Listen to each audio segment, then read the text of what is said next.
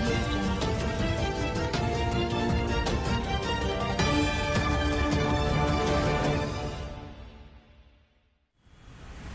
नमस्कार दोस्तों, आज बात करेंगे मध्य प्रदेश के उपचुनाव के बारे में। और आप जानते ही हैं कि चुनाव आयोग ने ये स्पष्ट कर दिया है कि बिहार के जब चुनाव होंगे तो 65 अन्य उन विधानसभा सीटों पर भी चुनाव हैं जो विभिन्न राज्यों में खाली चल रही है। और इनमें सबसे ज़्यादा 27 सीटों पर चुनाव होना है मध्य प्रदेश की। और आप जानते ही हैं कि मध्य प्रदेश का चुनाव कितना इम्पोर्टेंट है। मध्य प्रदेश का जो चुनाव है वो ज्योतिरादित्य सिंधिया के लिए एक लिटमस टेस्ट है। ज्योतिरादित्य सिंधिया अभी हाल ही में बीजेपी में उन्होंने ज्वाइन किया है और ज्योतिरादित्य सिंधिया पर दबाव ये है कि वो किस तरीके से अपना पार्टी में प्रेजेंस जोरदार तरीके से बना पाएँ, क्योंकि उनके सामने सबसे बड़ी बात ये है कि वो अपने 25 विधायकों के साथ बीजेपी में आए थे और उन सभी विधायकों से इस्तीफे दिलवाए गए और उन सभी विधायकों को बीजेपी ज्वाइन कराई गई है। और अब फिर से उपचुनाव उन सीटों पर होगा जहां से वो विधायक थे, यानी कि कांग्रेस के जितने भी विधायक थे वो सब बीजेपी के टिकट पर अब दोबारा चुनाव लड़ेंगे।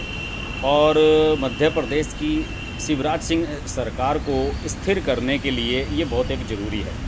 देखिए, इन सीटों में से वैसे तो मुझे लगता नहीं कि शिवराज सिंह सरकार को कोई दिक्कत होने जा रही है।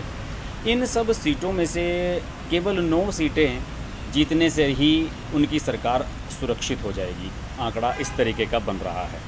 लेकिन इसके बावजूद भी बीजेपी कोई कमी नहीं छोड़ना चाहती है अपनी सरकार को सेफ करने के लिए।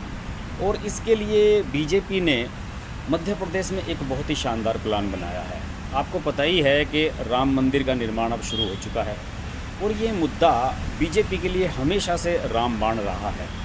इस राम मंदिर के मुद्दे को अब इस तरीके से तो कैश नहीं कराया जा सकता कि राम मंदिर का निर्माण कब होगा, कैसे होगा, लेकिन इससे जन भावनाओं को जोड़ने के लिए एक बहुत ही शानदार प्रोग्राम बीजेपी ने बनाया है।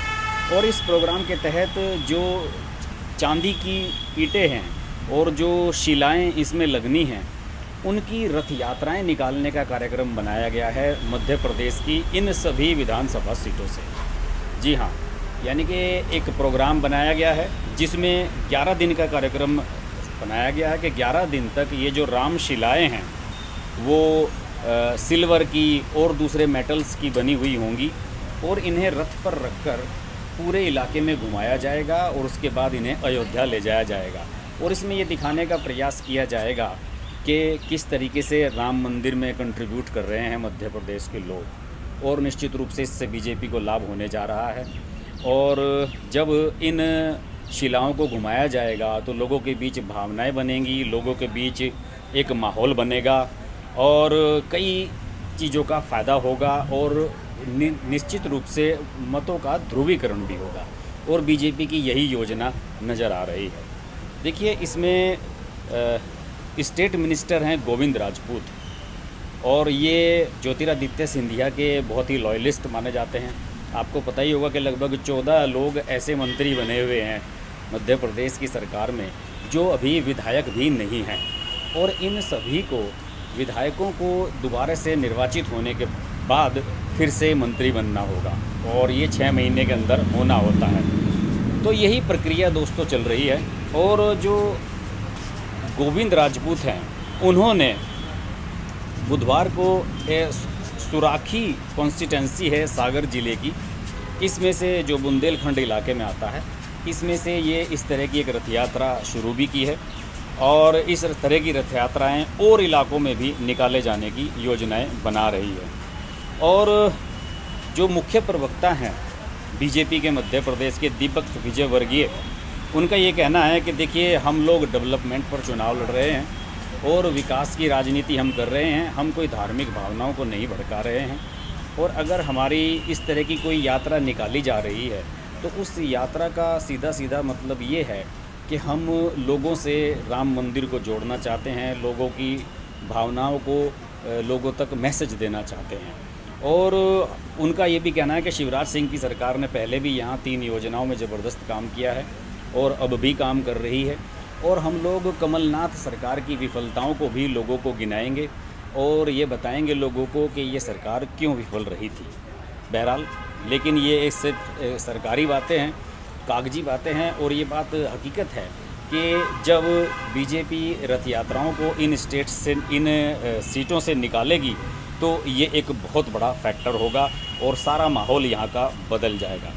और आपको मैं बताऊं कि 230 सदस्यीय मध्य प्रदेश की विधानसभा में बीजेपी के पास 107 सदस्य हैं और कांग्रेस के पास 89 हैं, और क्लियर मेजॉरिटी होने के लिए उन्हें 9 और सीटों की ज़रूरत है। और मुझे लगता है कि इन 25 में से वो आसानी से जीत लेंगे। हालांकि कांग्रेस का ये कहना है कि बीजेपी हर बार अपने आप को बहुत बड़ी धार्मिक पार्टी बताती है और राम का मुद्दा उठाती है, लेकिन बीजेपी का ये कहना है कि जो कमलनाथ हैं, जो एक्स चीफ मिनिस्टर हैं, कांग्रेस का ये कहना है कि कमलनाथ भी कम धार्मिक नहीं हैं। उन्होंने अपने छिंदवाड़ा इलाके में 101 फुट की ऊंची हनुमान मूर्ति लगवाई है। इसके अलावा जो कांग्रेस का कार्यालय है उसमें भी एक मंदिर बनाया जाना है, उसका भी शिलान्यास किया गया है। और उज्जैन के महाकाल मंदिर से अपने चुनाव अभियान की शुरुआत की थी कमलनाथ ने। तो ऐसा नहीं है कि बीजेपी के पास ही सारी धार्मिक भावनाओं का ठेका है, लेकिन उसके बावजूद भी कांग्रेस जानती है कि उसे इसमें बैकफुट पर रहना होगा और बीजेपी को इसमें निश्चित रूप से बढ़त मिलने जा रही है।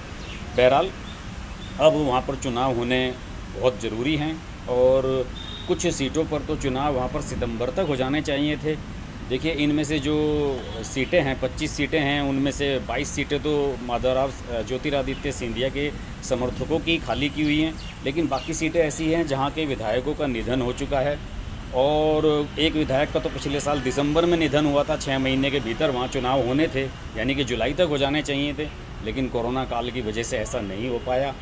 इसके अलावा कुछ और भी सीटें हैं जहाँ विधायकों की निधन हुए हैं और उनके पर भी चुनाव हो जाना चाहिए था, लेकिन चुनाव नहीं हो पाया। बहरहाल, अब सब स्पष्ट हो गया है और ये क्लियर हो गया है कि आने वाले समय में, यानी कि जब बिहार के चुनाव होंगे, मध्य प्रदेश के भी चुनाव होंगे और बीजेपी के लिए एक ये बहुत बड़ा क्रूशल समय होगा कि वो मध्य प्रदेश में किस तरीके से अपनी सरकार को कंसोलिडेट कर सके।